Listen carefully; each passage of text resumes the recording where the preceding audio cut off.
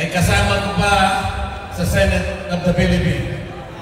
Ang aking kaibigan, ang aking kumare, Senador Amy Marcos.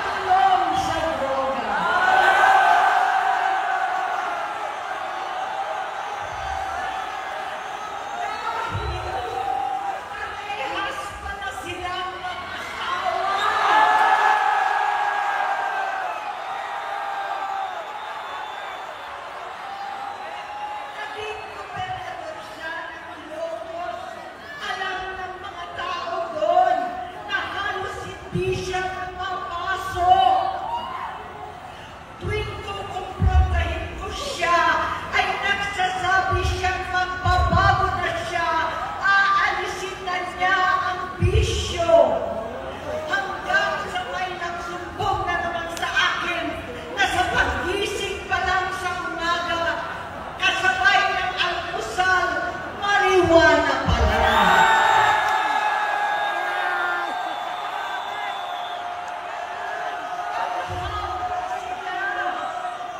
Lahat sila nagiinuman at gumagamit ng cocaine. Kasama ng asawa at barkada. Tulad ng ama ko, kinastigo ko ang mga barkada niya. Ang nasirang si Bong Dasa, si Edwin Cruz, Inigo, Tony Boy, Sam Anton, alam po ninyo yan. Paano nagre-resign na sa takot ang mga pulis nila at staff dahil sa lumalalang bisyo? Inayos ko sila dahil gusto niyang ituwid ang buhay niya. Gusto niyang mag-vice-presidente. Hindi siya pinalad at lalo nagkaroon ng oras para sa bisyo. Simula noon, naging malabo sa amin ang lahat. Kaysa mag-away, bigla na lamang lumayo ang loob namin sa isa't isa. Noong 2016, kasabay ng kampanya ni dating Pangulong Duterte laban sa droga, lumabas ang pangalan ni Bongbong sa listahan. Nakasama siya sa listahan ng mga celebrities, mga artista, Maricel Soriano at iba pa. Masinsinan kong kinausap si Pangulong Rodi. Halos manikluhod ako.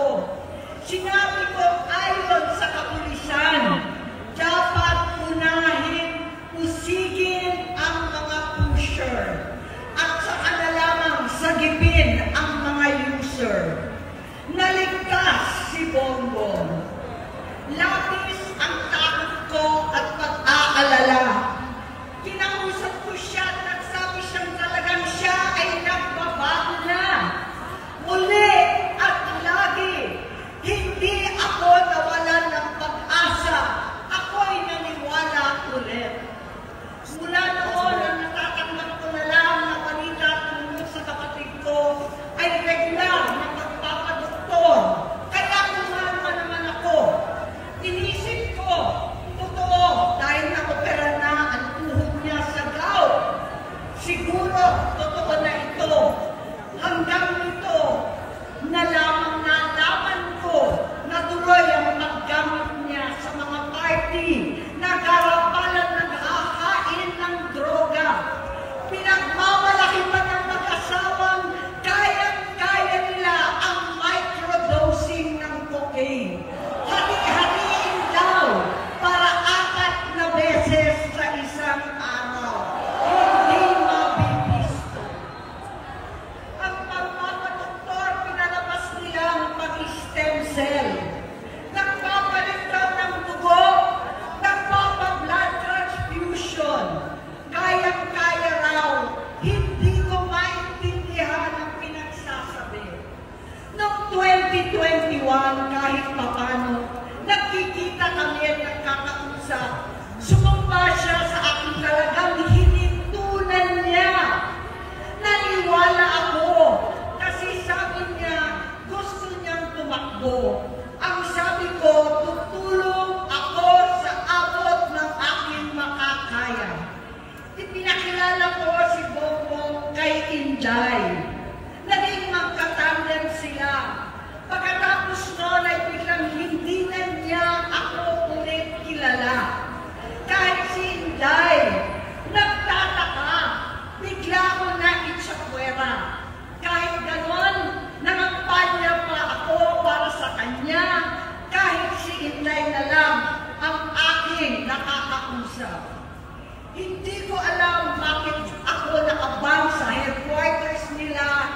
Mandaluyong. Hindi ko alam bakit walang nagre-report sa akin tungkol sa kampanya. Sa totoo lang, masakit mang aminin, nung dinidisqualify na siya, halos papaboran ko na sana dahil may nagsumbong sa akin mula sa kanyang campaign team na gumagamit na naman siya.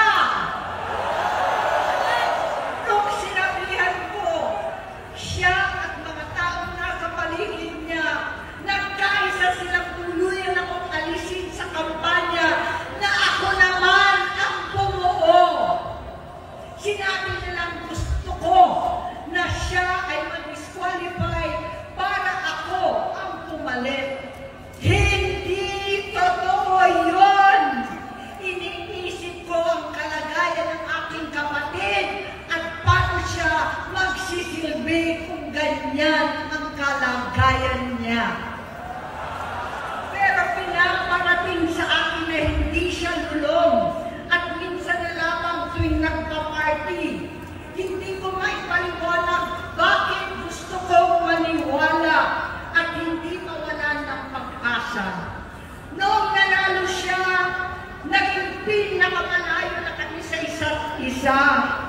Maliban sa opisyal na takbuhan at kapag pumupunta yung nanay namin, hindi ako sumama sa loob ng 3 taon dyan sa Malacanang. Dahil lantaran na doon ang inuman, ang paggamit nila ng cocaine at mga bawal na gamot. Hindi ba ninyo nakikita, naririnig, kakaiba na siya magsalita, hindi na maintindihan kung ano-ano na ang sinasabi at wala na sa sarili. Nagtatago sa kabaitan niya ang pang-aabuso niya sa droga. At nagbunga na ito ng mga nakakapinsalang maling desisyon. Hinayaan niyang kumilos ang mga nakatalibot sa kanya. Yung mga umaastang presidente habang nilululong siya ng mga ito. Hindi na kami nagkausap. Sa harap ng publiko, pinipilit kong magmukha kaming maayos.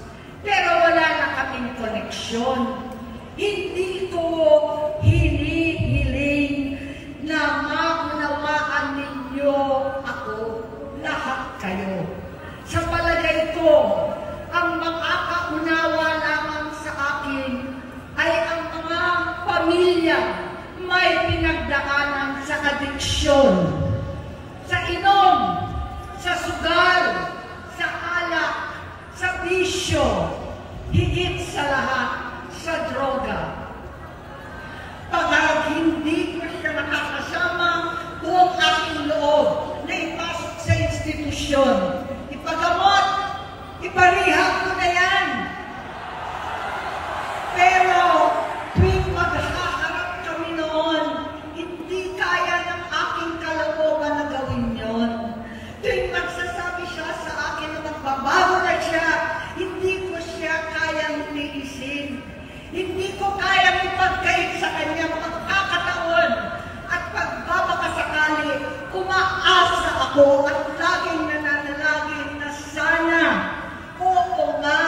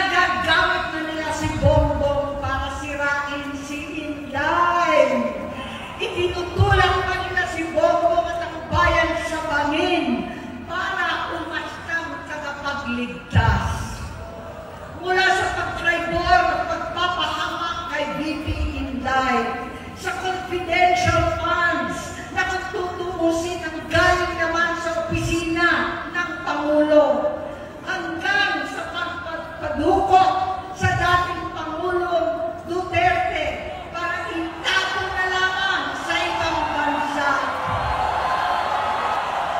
Ang kabaitan ni Bongbong ay naging kalupitan. Karapanan niya ang pagtatakip sa kanya ng mga nasa Congress, sa Senado, mga miyembro ng kabinete. Kitang-kita na ng taong bayan, wala nang puwang ang kahihiyan. Para bang nauulit ang bangungot ng kasaysayang dinanas namin noon. 68 years old po ang tatay ko nung pinatalsik sa pwesto. 68 years old na rin si Bongbong ngayon. November 17 din, noong 2021, nung nakumbinsi ko si Inday na magbise kay Bongbong. November 18 po, bukas, ang ikatlong araw natin. Siyam na taon na nakakaraan, saktong November 18 pa talaga, na pinatiting ni Pangulong Duterte ang tatay ko sa libingan ng mga bayani.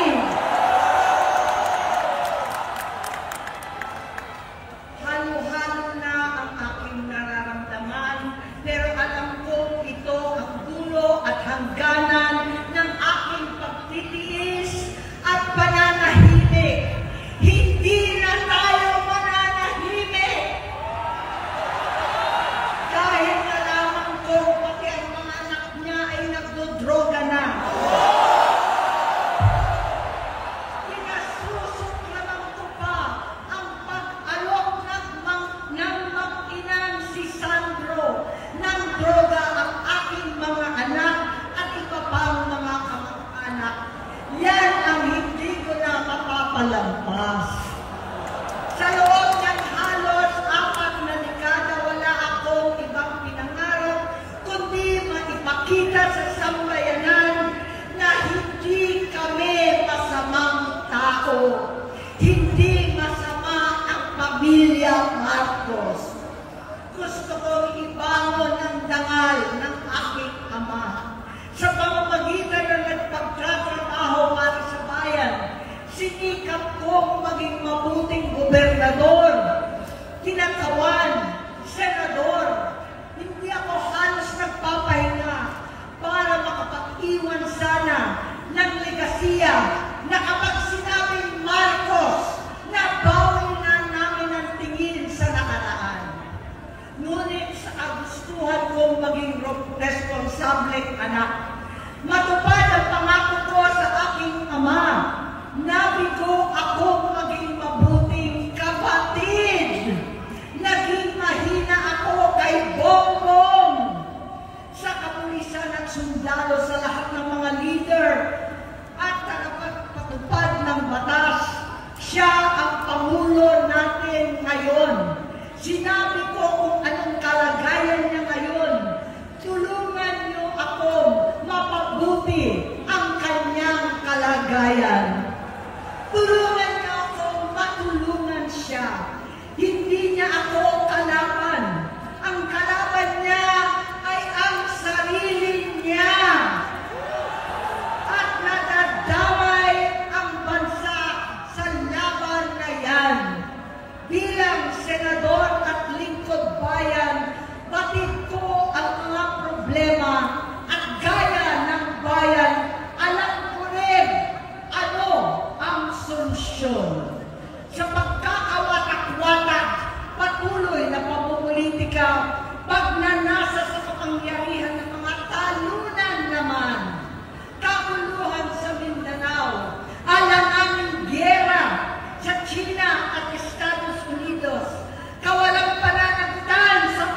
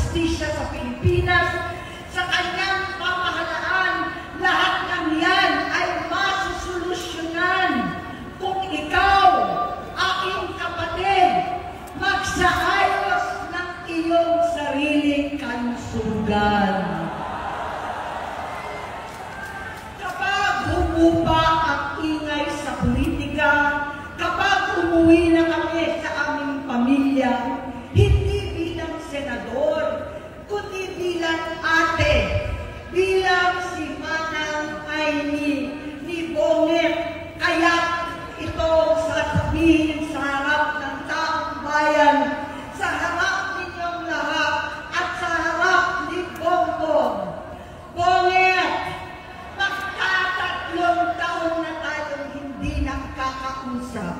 3 taon ko nang sinusubukan muli na ako'y pakinggan. Siguro ngayon ay makakarating ng buo ang gusto kong sabihin. Walang mababawasan, hindi madadagdagan. Bongbong, nag-aalala sa'yo si Manang.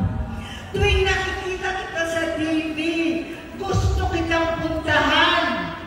Napakalaki ng pinagbago mo. Itsura, pagsasalita, takbo ng pag-isip. Minsan, napapatanong ako sa sarili ko, ikaw pa ba yan? Si Bongbong ba talaga yung nakikita ko? Pero ako, aling ko, ako pa rin ito. Ako pa rin ang ate mo na tumayong ama't ina sa inyo sa ibang bansa. Ang kasama no sa sumubok na saranglain lahat ng sakit para sa iyo. Ang kapatid mo na hindi mo kailangan hingan ng tawad dahil agad ka nang iniintindi at tatanggapin dahil mahal kita. Nasa Bagong Tipan, kay Lucas, Kapitulo 17, versikulo 3 hanggang 4. Kung magkasala ang iyong kapatid, sawayin mo siya. At kung siya'y magsisi, patawarin mo siya.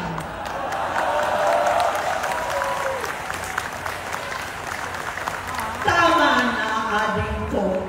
Tapusin mo na ang paghihirap mo at ng bayan. Gaya nung umalis tayo sa palasyo, kaya mo pa rin hawakan ang iyong kamay, huwag kang matakot. Malaki na ang dulot sa iyo ng droga.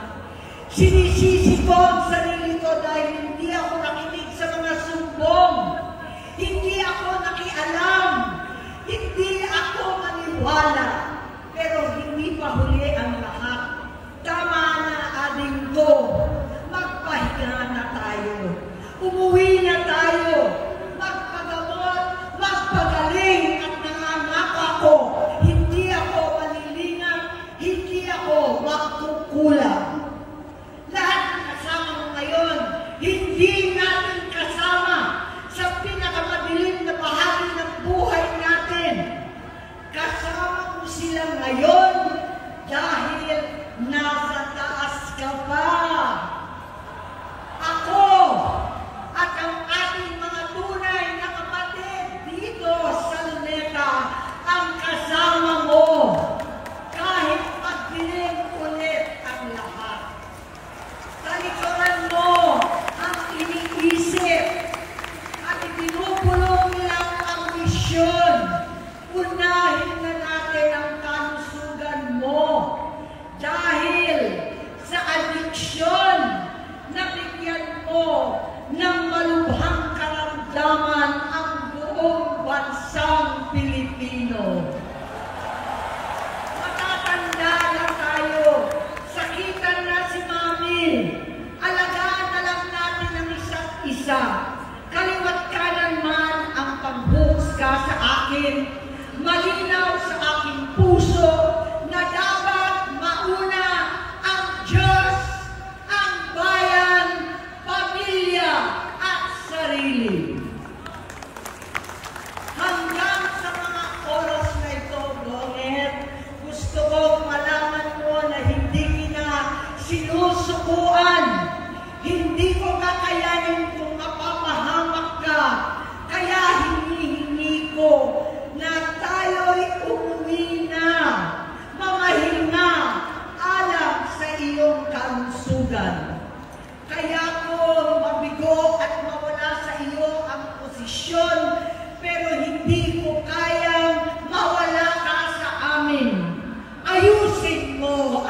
sarili mo. Magpagamot, alisin ang droga sa iyong sistema. Wala akong ibang gusto kundi gumaling ka, malampasan natin ito muli. Dahil wala akong ibang hinahangad bilang ate, kundi maging masaya ka, maging ligtas sa panganib, malusog, matagumpay sa buhay. Itama ang mali, labanan ang adiksyon, at ako hindi kailanman aalis sa iyong tabi. Susuporta at hindi titigil, manalangin kasama ninyo dito sa Luneta at sa buong mundo. Dahil iyon naman ang tungkulin at ibig sabihin ng salitang kapatid, kapatid, mabuhay kayo, kapatid. Maraming salamat po.